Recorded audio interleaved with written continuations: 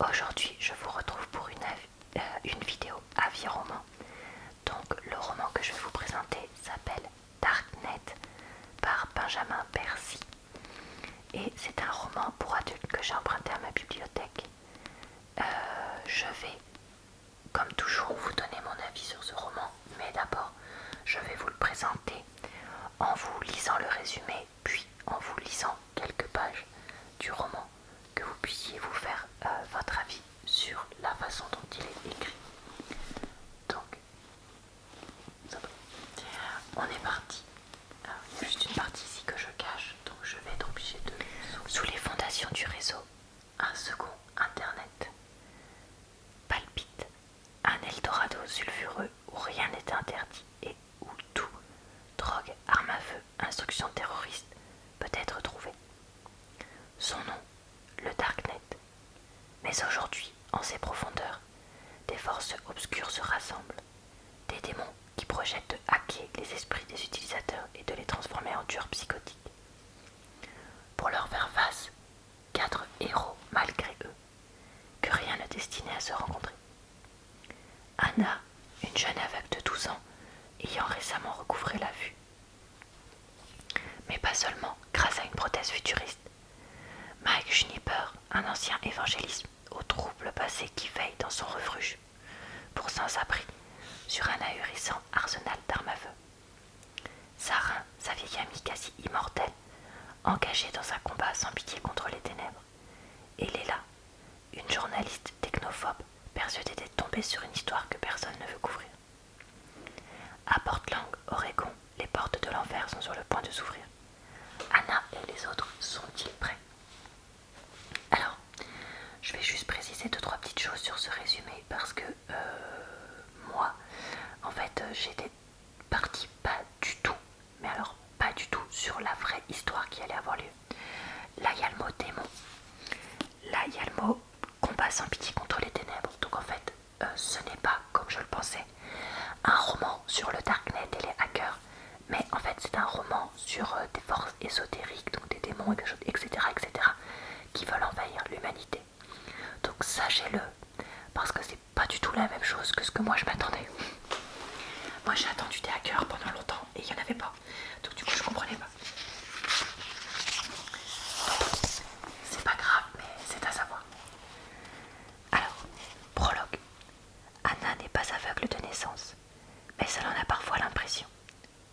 Elle a une rétinite pigmentaire qu'elle appelle sa RP, comme dans J'en ai trop marre de cette foutue RP. Du coup, sa maladie lui rappelle tous ces crétins avec lesquels elle est au collège, les GB, les BB, les RJ, qui parlent trop fort, qui éportent de grosses baskets et se lancent des frites pleines de moutarde à la cantine, et dessinent au marqueur indélébile des bites sur le casier des autres. Elle a été diagnostiquée à 5 ans. Aujourd'hui, elle en a 12. Mais elle se comporte comme si elle en avait 40. C'est ce que tout le monde lui dit. Une vieille âme selon sa mère. Un poney de nuit selon sa tante Léla. Si elle avait un smartphone, si elle avait des petits copains, si elle traînait au Starbucks ou au centre commercial de Clackamas, si elle ne dépendait pas de sa mère pour choisir ses vêtements, si elle ne martelait pas le trottoir avec une foutue canne ou ne portait pas de foutues lunettes de soleil pour cacher son foutu regard. Si elle voyait, alors peut-être qu'elle ne serait pas aussi renfrognée, aussi ennuyeuse. Peut-être qu'elle se comporterait comme tous les débiles de son âge, celle qui glousse et s'asperge de parfum. Elle a commencé par ne plus voir la nuit. Elle se cognait au mur en allant aux toilettes. Puis, sa vue s'est embuée. Et ensuite, c'est sa vision périphérique qui a commencé à diminuer. Comme si 2 portes s'étaient refermées lentement. Lentement, d'année en année, jusqu'à ce qu'il n'y ait plus qu'un point de lumière verticale, traversé de formes, de couleurs indistinctes. En tenant quelque chose directement face à son visage, elle peut en avoir une idée assez précise. Mais un jour, dans 5 ans à peu près, les ténèbres seront là. Elle vivra dans une nuit immuable. son état s'est aggravé de façon accélérée et il est incurable. C'est ce que lui ont dit les médecins. Alors sa mère a prié et a donné à Anna de la vitamine A et E et a limité sa consommation d'acide vitanique, donc pas de produits laitiers, pas de fruits de mer. Anna a pris un chien, mais elle était allergique et en a eu marre de ramasser ses crottes. Elle a aussi visité une école pour aveugles, mais dans son esprit, aller là-bas, même si, au collège, il y a tous ces corps qui la bousculent, ces regards qu'elle sent, la passer lentement au crible quand les GB, les BB ou les RJ se chuchotent des blagues sur Hélène Keller. Ça aurait été comme si elle abandonnait. Voilà, maintenant vous donner mon avis donc sur ce roman. Eh bien, je ne l'ai pas aimé, je ne l'ai en fait même pas terminé. Je suis un peu dans une mauvaise période pour ceux qui regardent toutes mes vidéos livres en ce moment parce que je ne tombe que sur des livres qui ne me plaisent pas vraiment. Je suis beaucoup en demi-teinte, mais bon, c'est comme ça, c'est par période, hein, tant pis. Donc celui-là, en fait, je l'ai vraiment pas aimé. Qu'est-ce que je n'ai pas aimé chez lui? Alors déjà, comme je vous le disais au début, pendant longtemps, j'ai attendu qu'on parle de hackers et tout ça, le darknet et tout, mais pas du tout. Donc voilà. Et après, en fait, ça a commencé à partir dans un délire de démons, etc. Mais pas un délire qui se lisait, parce qu'après tout, bon, pourquoi pas, hein.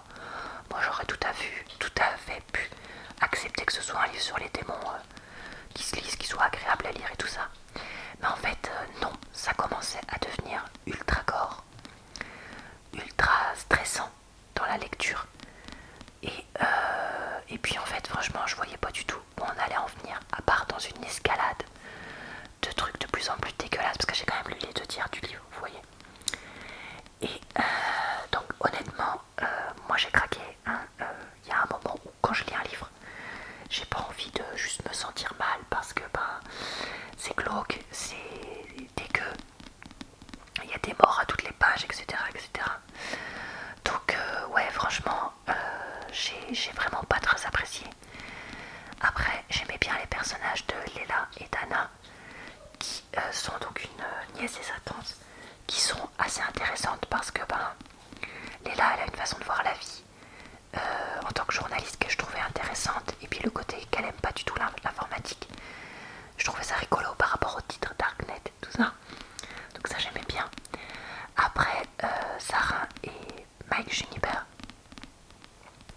sont aussi intéressants, j'ai bien aimé un peu en savoir sur eux, plus sur eux, mais après j'ai trouvé que, en tout cas au moment où je me suis arrêtée, Sarah était vraiment trop peu développée. Et puis je sais pas, le côté 4 héros qui s'unissent, etc., que rien ne prédestiné à se rencontrer, c'est complètement bidon en fait dans le résumé. Parce qu'il y a un moment où Sarah et Mike, ils sont amis depuis je sais pas combien de temps. Anna et Léla, elles sont donc dans la même famille. Et Léla avait déjà interviewé Mike, donc en fait ils se connaissaient. Donc non, c'est pas 4 héros que personne n'avait prévu qu'ils se rencontrent, loin de là.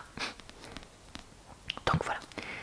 Bon, alors par contre, c'est clairement un vrai livre pour adultes, parce que comme vous l'avez vu sur la première page, il y a quand même des mots un petit peu adultes, on va dire ça comme ça. Et puis tout le côté hyper dégueu de description de mort, de combat, de machin. Mais c'est vraiment dégueu de chez dégueu, hein, quand je vous dis ça. Enfin voilà, moi je lis quand même du Stephen King sans problème. Mais là c'était vraiment pire. C'est vraiment, j'avais l'impression de lire un film d'horreur / un film gore, mais vraiment en détail quoi. Vraiment, tout est fait pour que ce soit dégueu. Vous voyez ce que je veux dire? J'espère que vous voyez ce que je veux dire et que je parle pas juste toute seule, que vous comprenez rien. Mais voilà. Donc, bon, on va en aller au fait. Est-ce que je recommande ce roman? Non, je ne recommande pas ce roman puisque moi je ne l'ai pas terminé. À part, éventuellement, si vous êtes